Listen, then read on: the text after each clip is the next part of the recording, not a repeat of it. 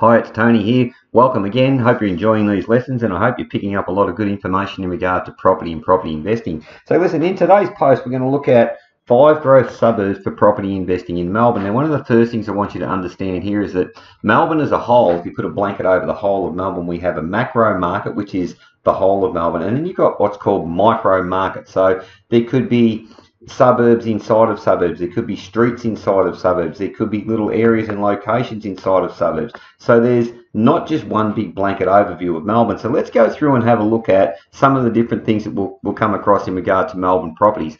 So obviously you're going to have house, okay? So we've got house and land, you've got dual occ, you've got townhouses, you've got boutique apartments, you've got units and flats.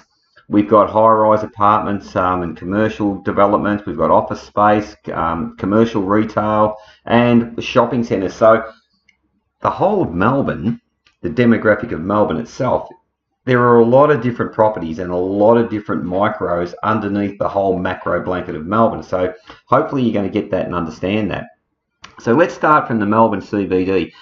Traditionally in the centre, right, that's your main central business district. So what you'll find in here is that you've got to have major high-rise office blocks, a lot of high-rise apartments now, and a lot of commercial and retail properties in and around that location, okay? So here's a chart I want you to see from Melbourne. Now, this is how many million-dollar suburbs. Now, this is, I think, was around about a year ago. I picked this up. There was 120 suburbs that recorded $1 million median house price in Melbourne. So inside the CBD, within about a 10-kilometre radius of Melbourne CBD, 52 different suburbs.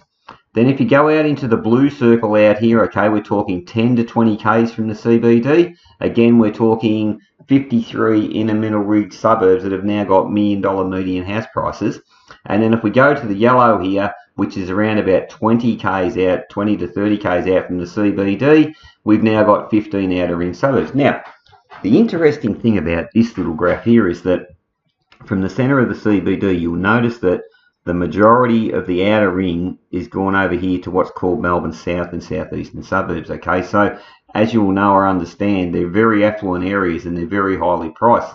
So the potential for an investor is looking over here towards the north and the west of Melbourne, where we don't have the same sort of price punch. So what happens here is that investors or property purchasers start looking in areas and locations like this, go, hang on a minute, the price point over here is $1 million plus. Oh, I can walk over here and I'm in the west or I'm in the north of Melbourne and I can pick up something for 500 or 600,000.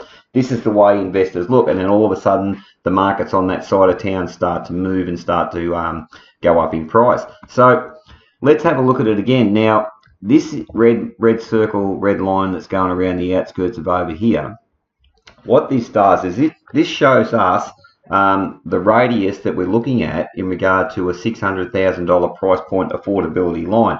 So outside of those areas now, you'll start finding properties under 600,000. Now, if you look at Melbourne CBD, you look at the south and the east over here, the southeast and the whole region over here, you're talking a pretty high price point, because here's the $600,000 line right out here. So to buy something under 600,000 out this side of town, you're going to have to go a fair way out. Yet, if you start looking around over here in the west of Melbourne, if you start having a look around here in the north of Melbourne, you'll start to see now that from 20 to 30 k's out, this is where there is potential for a whole lot of growth, okay? So I think I spoke on one of the earlier videos, on one of the earlier posts here about the importance of infrastructure and demographic dynamics.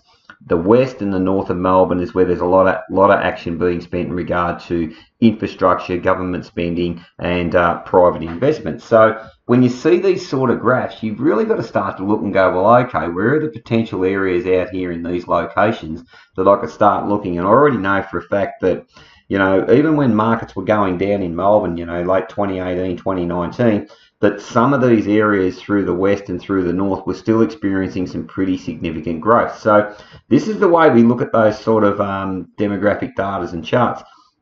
Now, again, this is the Melbourne Council regions, and again, right over here, the southeast, Casey's been a really good area. Cardinia's been a really good high growth area. You're back in around the inner suburban areas over here.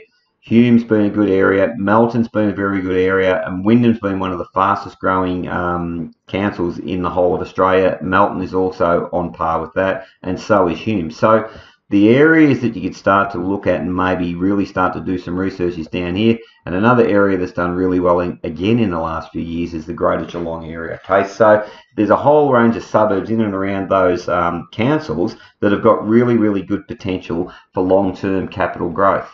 So here are the key property market drivers that we look for. Population growth in good growth corridors. Okay, so I've just pointed out the north and the west is probably the two most projected areas in Melbourne. Government spending, so hospitals, schools, railway stations, infrastructure. We spoke about a lot of that earlier in one of the infrastructure videos that we did.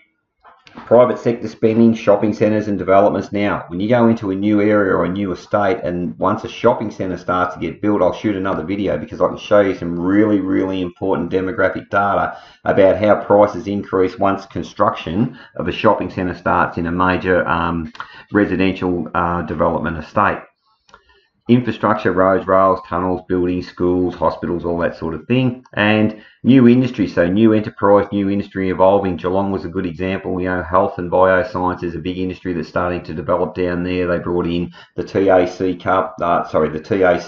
transport accident. They took work cover down there. So the government planted a lot of their head offices down there, and therefore a lot of population growth, a lot of people moving to the area, therefore a lot more supply and demand. So folks, that's a lesson 101 on 5 potential growth areas for the whole of Melbourne that's going on as we speak.